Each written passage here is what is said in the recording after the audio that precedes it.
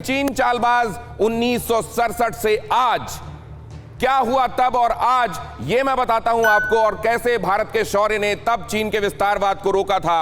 यहां पर देखिए आप, ये पोजीशन आप देखिए, यहां पर आप देख रहे हैं, और ये आप बहुत अच्छी तरीके से परिचित हैं इनकी पोजीशन से। ये हिंदुस्तान, ये इधर नेपाल आपको दिखाई दे रहा है, ये भूटान और ये सिक्किम दिखाई दे रहा है।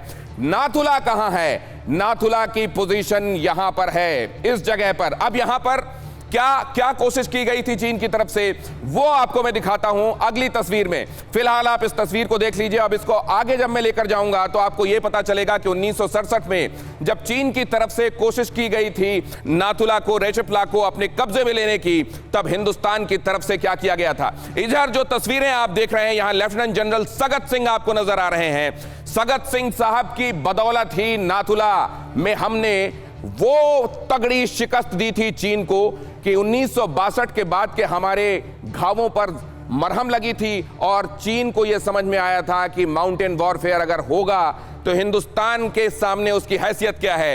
यह है वो चेहरा। लेकिन उस समय क्या हुआ था, इसको अगर देखा जाए तो एक तरफ से जहां आपको प्रधानमंत्री से परमिशन लेने के बाद ही आर्टिलरी का इस्तेमाल करने की इजाजत हो, वहां पर अगर आपको आवश्यकता महसूस हुई तो आपने खुद एक तरफा एक डिसीजन लिया, और वो डिसीजन हिंदुस्तान के हक में गया। कैसे, वो मैं आपको बताता हूं। जब नाथुला में यहां 4 दिन तक जंग चली थी, तब चीन के सैनिकों की तरफ से असल में इस बात का विरोध किया जा रहा था कि बाड़बंदी क्यों की जा रही है, तार क्यों लगाए जा रहे हैं सरहद में। हिंदुस्तान की तरफ से यह सोच थी कि सरहद में तार अगर लगा दिया जाएगा तो उसके बाद चीन की इधर घुसपैठ नहीं होगी, और यह भी क्लियर रहेगा कि किसकी जमीन कौन सी है। लेकिन चीन नहीं चाहता कि ये क्लियर हो कि किसकी जमीन कौन सी है, क्योंकि इसी तरीके से वो निबल, नेगोशिएट और क्रीप फॉरवर्ड की अपनी पॉलिसी को आगे बढ़ा सकता है। लिहाजा उसने क्या किया, नाथुला में और रेचेप्ला में दोनों ही जगह से हिंदुस्तान की सेना को पीछे जाने के लिए कहा गया। और तब हुआ यह कि बताया जाता है रेचेप्ला को तो तब हिंदुस्तान की सेना ने, क्योंकि ये ऑर्डर हुआ था, यहां से पीछे गई। लेकिन नाथुला को छोड़ने के लिए सगत सिंह साहब तैयार नहीं हुए।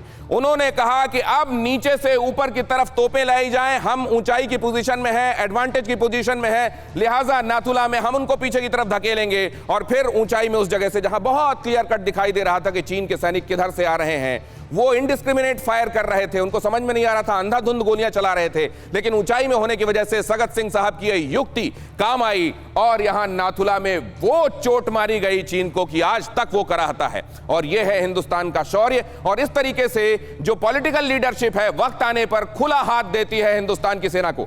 फिक्र आपकी, सोमवार से शुक्रवार रात 9 बजे सिर्फ TV9 भारतवर्ष पर।